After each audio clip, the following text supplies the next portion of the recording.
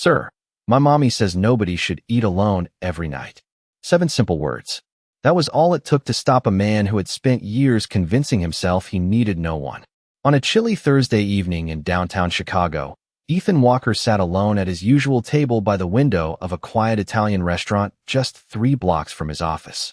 At 39 years old, Ethan was the CEO of one of the fastest-growing software companies in the Midwest. His face appeared in business magazines. His interviews attracted millions of views online. Investors trusted him. Employees admired him. Reporters called him a visionary. Yet every night, after the meetings ended and the emails slowed down, he found himself sitting in the exact same seat, ordering the exact same dinner, and staring through the glass at people walking home to families waiting for them. The staff knew him well, not because he talked much, but because he always arrived at 7 o'clock sharp and always sat alone. They knew his favorite meal. They knew he preferred sparkling water with lemon. They knew he tipped generously. What they didn't know was why he kept coming back. Ethan barely noticed the restaurant anymore. It had become part of a routine that felt as automatic as breathing. Wake up, work, meetings, decisions, dinner alone, go home, repeat. The routine kept him moving. It kept him from thinking too much. That evening seemed no different from hundreds before it. The soft sound of conversations filled the room. Silverware clinked against plates. A jazz melody drifted quietly through hidden speakers. Ethan glanced at his phone, scrolling through financial reports while his untouched pasta cooled in front of him. Then he heard a small voice beside his table. Sir. He looked up. Standing there was a little girl, no older than 7. She had bright blue eyes, shoulder-length blonde hair, and the kind of serious expression children wear when they believe they are handling important business. Ethan blinked in surprise. The girl looked directly at him without fear. Then she said the words that would change everything. My mommy says nobody should eat alone every night. For a moment, the sounds of the restaurant seemed to disappear. Ethan stared at her. The little girl wasn't smiling. She wasn't joking. She was simply sharing a fact that made perfect sense in her world. Ethan opened his mouth, but couldn't think of anything to say. The girl continued. I've seen you here lots of times. Her voice was gentle, almost concerned. You're always by yourself. A few nearby diners glanced over, curious about the conversation. Ethan felt something unfamiliar tighten in his chest. It wasn't embarrassment. It wasn't anger. It was something he hadn't felt in a very long time. Someone had noticed him. Not his title, not his success, not his money. Him. Before he could answer, the little girl's eyes widened as if she suddenly remembered she might be in trouble. She quickly turned toward a nearby table. A woman stood up so fast her chair nearly tipped over. Lily, she called, hurrying across the room. As the woman approached, Ethan watched the little girl glance back at him one more time. Neither of them knew it yet, but this unexpected conversation was the beginning of a story that would transform all 3 of their lives. Emma Carter reached Lily's side and gently placed a hand on her shoulder. Her face was bright red with embarrassment. I am so sorry, she said to Ethan. She likes talking to people before thinking about whether she should. Lily looked up at her mother. I did think about it, she said sincerely. For a long time. Ethan expected himself to feel annoyed. Instead, a smile tugged at the corner of his mouth. It felt unfamiliar, like using a muscle he had forgotten existed. It is okay, he replied. She was not rude. Emma looked relieved, but still uncomfortable. Thank you for being kind about it. She guided Lily back toward their table across the room. Before sitting down, Lily turned and gave Ethan a small wave. He surprised himself by waving back. The rest of the evening should have returned to normal. It did not. Ethan stared at his dinner, but his attention kept drifting toward the little girl and her mother. They were sharing a single pizza and laughing about something. Lily talked with her hands, acting out every detail of whatever story she was telling. Emma listened carefully, smiling in a way that made it clear she treasured every word. There was nothing extraordinary about them. They were simply a mother and daughter eating dinner together. Yet Ethan found himself watching longer than he intended. When he finally left the restaurant, the encounter stayed with him during the drive home. His penthouse overlooked the Chicago skyline from 40 floors above the city. The view was impressive. Visitors always commented on it. Tonight, it felt strangely empty. Ethan loosened his tie and walked through rooms that were spotless, quiet, and far too large for one person. He poured himself a glass of water and stood by the window. For the first time in years, he found himself thinking about a little girl he had met for less than 5 minutes. The next evening, he worked later than usual. A major product launch was approaching, and dozens of decisions demanded his attention. Yet shortly before 7 o'clock, he caught himself glancing at the clock. Without fully understanding why, he left the office and headed toward the restaurant. As he entered, one of the servers greeted him with a familiar smile. "Your usual table is ready, Mr. Walker." Ethan nodded and sat down. Then he noticed something unexpected. At a booth near the back sat Emma and Lily. They were already there. Lily spotted him almost immediately. Her face lit up as if she had been expecting him. She whispered something to her mother. Emma looked over, then quickly looked away. Ethan found the reaction curious. During dinner, he occasionally noticed Lily glancing in his direction. Not in the way children looked at celebrities or successful people. It was more thoughtful than that. More personal. As if she were trying to solve a puzzle. When the meal ended, Ethan stood to leave. As he passed their booth, he heard Lily's excited voice. "See, Mommy? I told you he would come tonight, too." Ethan slowed his steps. Emma sighed softly. "Lily." But the little girl continued. "I have been watching him for weeks." Ethan stopped completely. He turned around. Lily met his eyes without hesitation. What she said next made him realize that their first conversation had not been nearly as random as he thought. Over the next 2 weeks, something unusual happened. Ethan Walker began looking forward to dinner. Not because of the food, not because of the restaurant, and certainly not because he suddenly had extra free time. His schedule remained packed from sunrise until late evening. What changed was the possibility that a certain 7-year-old girl might be there. Lily always seemed happy to see him. Sometimes she waved from across the room. Sometimes she stopped by his table for a minute or two before Emma gently called her back. Their conversations were never complicated. Lily asked questions that no investor, reporter, or board member had ever asked him. She wanted to know his favorite ice cream flavor. She wanted to know whether he liked dogs. She wanted to know if he was afraid of thunderstorms. Ethan found himself answering every question. One rainy Friday evening, the restaurant was quieter than usual. Water streamed down the windows as thunder rumbled in the distance. Ethan arrived a little after 7 and immediately noticed Emma and Lily sitting in their usual booth. Lily's face brightened when she saw him. A few minutes later, she approached carrying a large manila envelope pressed against her chest. "I made something for you," she announced proudly. Ethan looked surprised. "For me?" Lily nodded. "You have to promise not to laugh." Ethan smiled. "I can promise that." Carefully, she handed him the envelope. Ethan opened it and pulled out a sheet of thick white paper. It was a drawing made with colored pencils. At first glance it looked simple, the kind of picture many children might create. But the longer he looked, the more his chest tightened. The drawing showed 3 people standing together beneath a bright blue sky. A smiling woman stood on one side. A little girl stood on the other.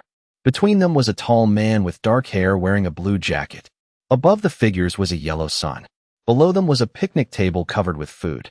Everyone was smiling. Ethan stared at the picture. "This is beautiful," he said quietly. Lily beamed. "That is us." Ethan blinked. "Us?" Lily pointed at each figure. "That is my mommy. That is me." Then she pointed to the man in the center. "And that is you." For a moment, Ethan could not speak. He looked back down at the drawing. The figure did resemble him. The hairstyle, the height, even the blue jacket looked similar to one he often wore. "Why am I in the picture?" he finally asked. Lily answered as though it were the most obvious thing in the world. "Because every family picture should have somebody standing in the middle." Ethan felt an unexpected wave of emotion rise inside him.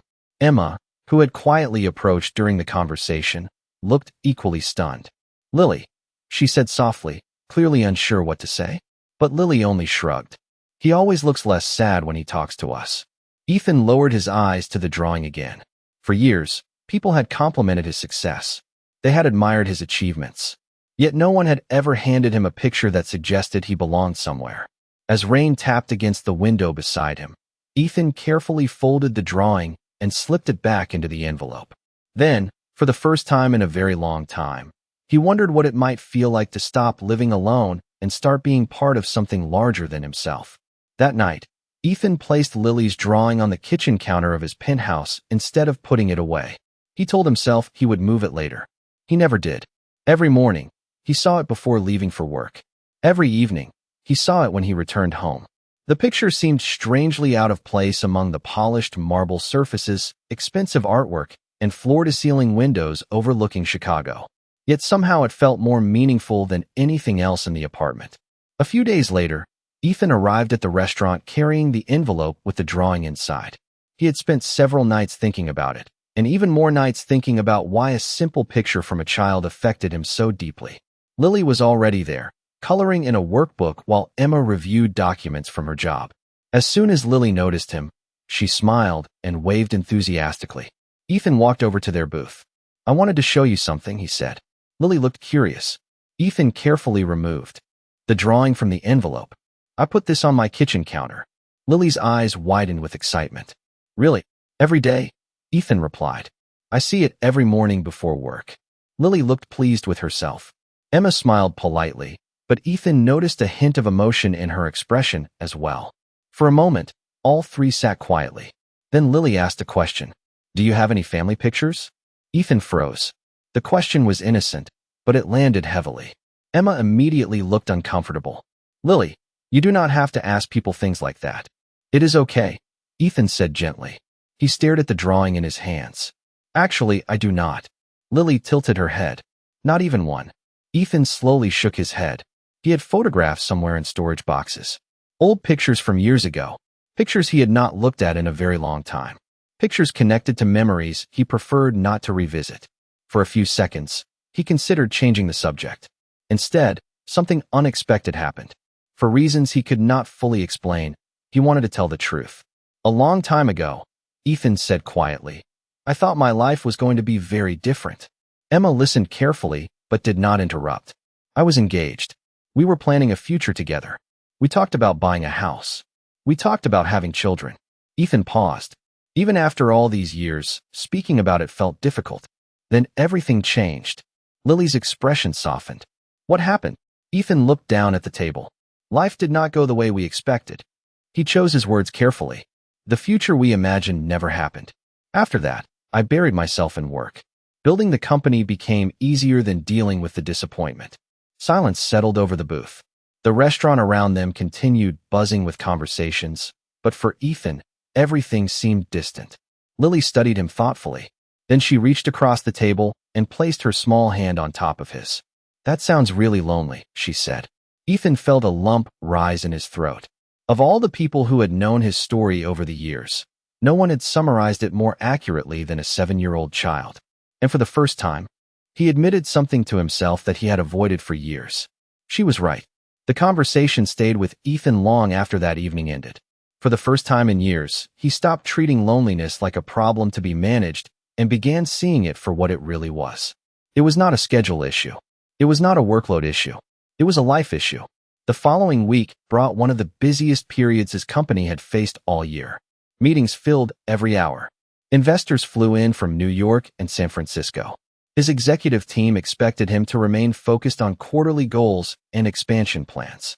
Normally, Ethan would have buried himself completely in work. Instead, he found his thoughts drifting elsewhere. On Wednesday evening, he arrived at the restaurant later than usual. The moment he stepped inside, he noticed something different. Lily was not there. Neither was Emma.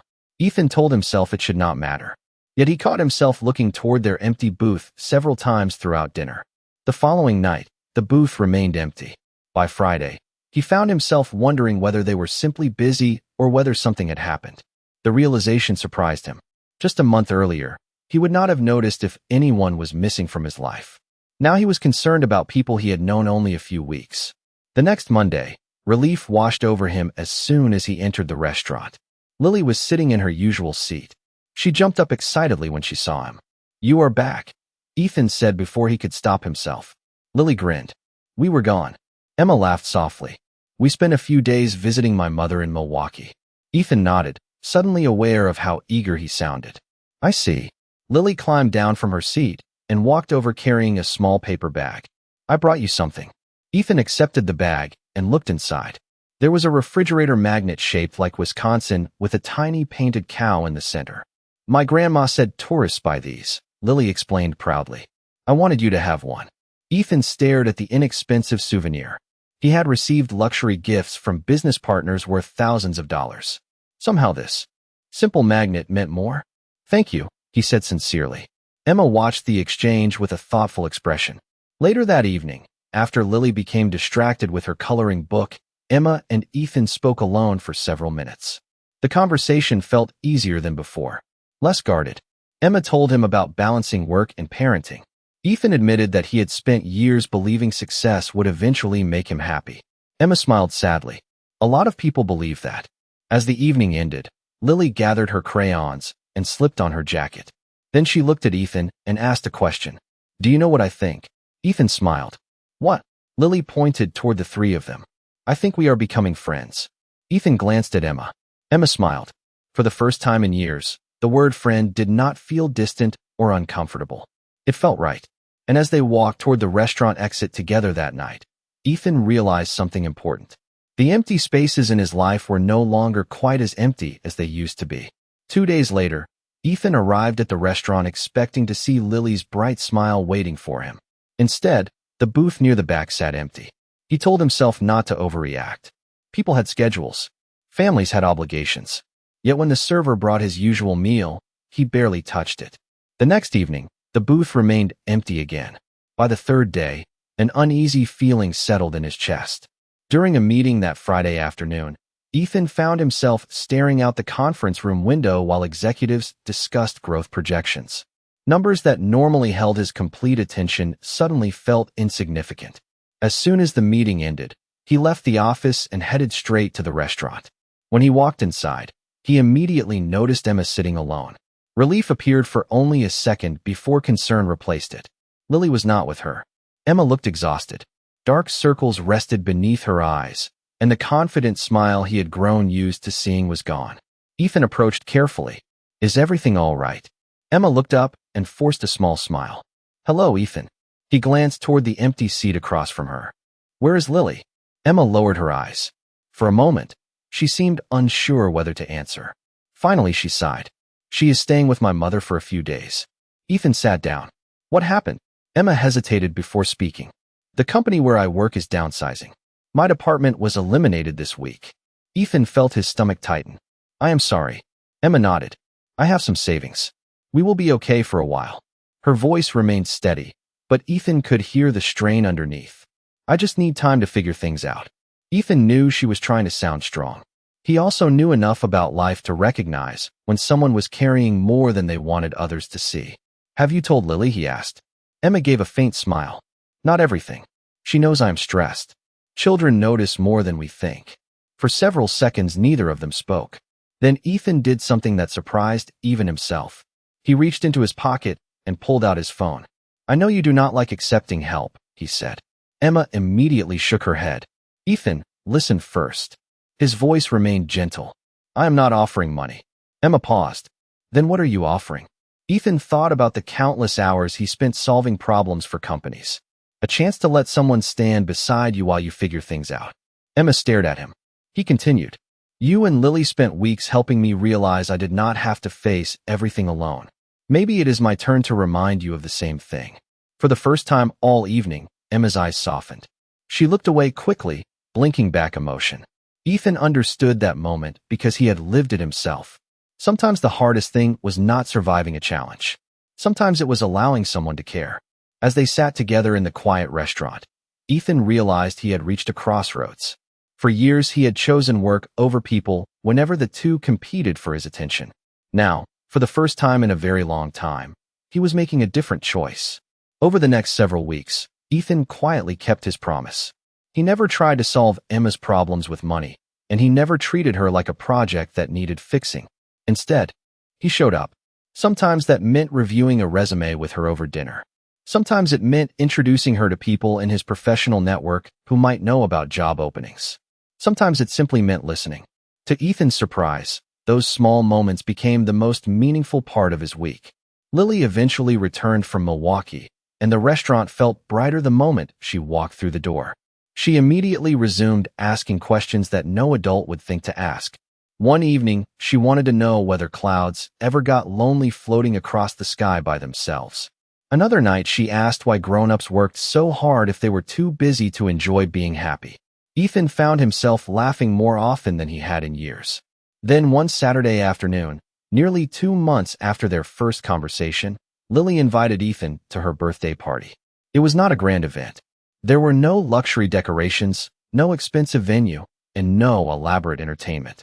The celebration took place in a small community center a few miles from Emma's apartment. Colorful balloons hung from the walls. Children ran around playing games. A homemade cake sat on a folding table near the window. Ethan almost declined. He had a board meeting scheduled that same afternoon involving several major investors. In the past, he would not have hesitated to choose work. This time was different. For the first time in many years, he canceled the meeting and attended the party instead. When he arrived carrying a wrapped birthday gift, Lily ran across the room and threw her arms around him. Emma looked surprised to see him. "You actually came," she said. Ethan smiled. "I said I would." As the party continued, Ethan helped serve cake, handed out paper plates, and listened to children explain complicated playground rules. The experience felt completely different from the corporate events that normally filled his calendar. Strangely, it felt more real. Later that afternoon, after the presents had been opened and most of the guests had gone home, Lily sat beside Ethan at one of the tables. She looked unusually thoughtful. "Can I tell you something?" she asked. "Of course," Ethan replied. Lily swung her legs beneath the chair and looked at him with complete sincerity. "I used to worry about you." Ethan blinked. "You worried about me?" She nodded. "Because every time I saw you, you looked like somebody waiting for something that never came." The words caught him off guard. Before he could respond, Lily smiled. "But you do not look like that anymore." Ethan felt emotion rise in his chest. "What do I look like now?" Lily thought for a moment. Then she gave the answer only a child could give. "You look like somebody who belongs somewhere." For several seconds, Ethan could not speak. Around them, the last balloons drifted gently in the afternoon light. Emma watched quietly from across the room. Then Lily reached over and squeezed his hand. "I think you are not lonely anymore," she said softly. And for the first time, Ethan realized she was right. 1 year later, Ethan Walker parked his car on the same downtown Chicago street where everything had begun. The city looked much the same. The office towers still reflected the evening sun. The sidewalks remained crowded with people hurrying home after work. The restaurant still stood on the corner exactly where it always had. Yet almost everything in Ethan's life had changed. As he stepped inside, several employees greeted him by name. They had known him for years, but now they smiled for a different reason. They no longer expected to see him sitting alone. Ethan walked toward the familiar table by the window. It was already occupied. Lily sat there swinging her feet beneath the chair while sketching in a notebook. At 8 years old, she was slightly taller now, but her bright smile remained exactly the same. Across from her sat Emma, reviewing a few documents from her new job. Several months earlier, she had accepted a position with a nonprofit organization that helped working families find housing and career resources. She loved the work, and it showed. When Lily looked up and spotted Ethan, her face lit up immediately. "You are late," she announced dramatically. Ethan laughed. "By 3 minutes. That still counts," Lily replied. Emma shook her head with an amused smile. "Do not encourage her." Ethan slid into his seat beside them. For a brief moment, he paused and looked around the table. It seemed like such a simple thing. 3 people sharing dinner. 3 plates. 3 glasses. 3 conversations blending together. Yet to Ethan, it felt extraordinary. There had been a time when he believed success meant building a company. Now he understood that success could also mean having people who were happy to see you at the end of the day. As dinner continued, Lily pulled a folded piece of paper from her notebook. "I made a new drawing," she said proudly. Ethan smiled. "Another one?" She nodded and handed it to him. Ethan unfolded the page. The picture showed 3 people sitting around a dinner table.